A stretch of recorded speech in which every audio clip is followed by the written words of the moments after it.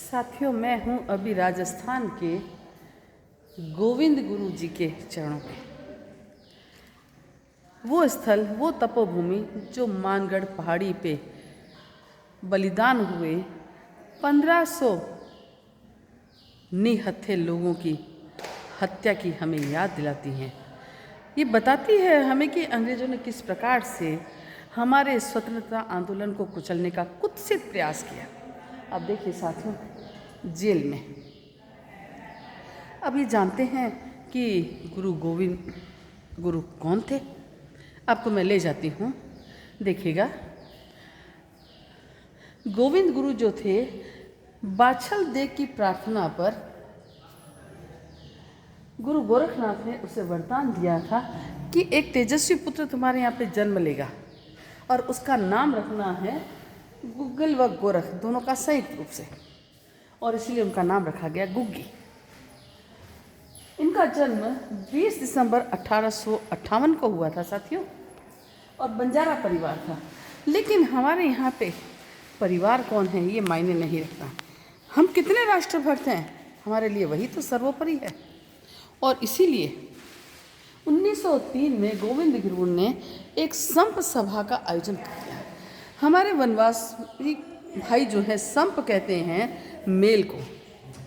Sump होता है mail, और उस मेल के अंदर उन्होंने संपूर्ण सामाजिक बुराइयों को मिटाने का प्रयास किया।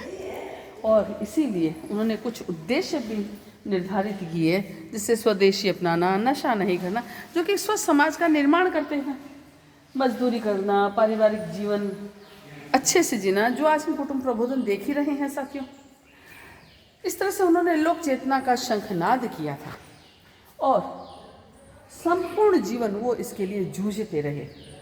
लेकिन अंग्रेजों को भला ये कैसे पच जाता, क्योंकि उनकी सत्ता को आँच आ रही थी। और इसीलिए साथियों,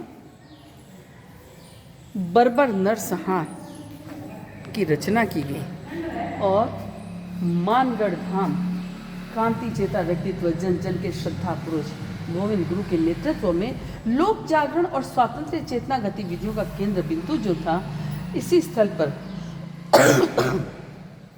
मार्गशीर्ष की पूर्णिमा के दिन लाखों भगत संप सभा में शामिल हुए और उन्होंने सत्संग और सामाजिक चेतना के अनुष्ठानों को मूर्त रूप देना प्रारंभ किया। जब अंग्रेजों को इस बात की सूचना मिली, वे आए और इन्होंने समस्त निहत्थे लोगों पर गोलियां चलाई। ये घटना राजस्थान, गुजरात और मध्य प्रदेश के इस सरहदी दक्षिणांचल के लाखों लोग के हृदय में आज भी अंकित है। देखिए साथियों, उसमें गोविंद गुरु जी के पैर में गोली लगी, वे घायल हो गए। 1500 हमारे वनवासी ऑन रिकॉर्ड मारे गए। वैसे तो न जाने कितने बलिदान हो गए इस मातृभूमि के लिए, इस भारत माता के लिए। और जब अंग्रेजों ने उनको पकड़ लिया, गिरफ्तार कर लिया, तो उन्हें फांसी की सज़ा सुनाई गई कि आपने अंग्रेजों के विरुद्ध अलग जगाई। बाद में इस फांसी की सज़ा को आजीवन कारावास में बदल दिया गया।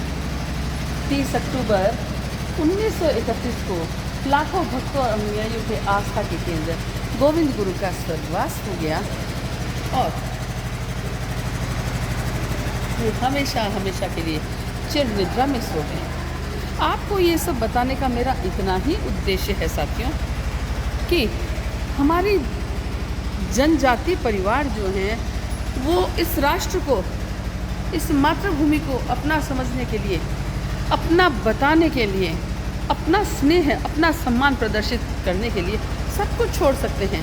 तो फिर ये आजकल के, आप समझ गए होगी कौन लोग हैं जिनके लिए सिर्फ और सिर्फ धन बल ही सब कुछ है। क्या उनकी अंतरात्मा नहीं जागती कि हम किसी तरह से इस राष्ट्र की रक्षा करें? क्या उनकी अंतरात्मा उनको नहीं धिक्कारती कि हम इस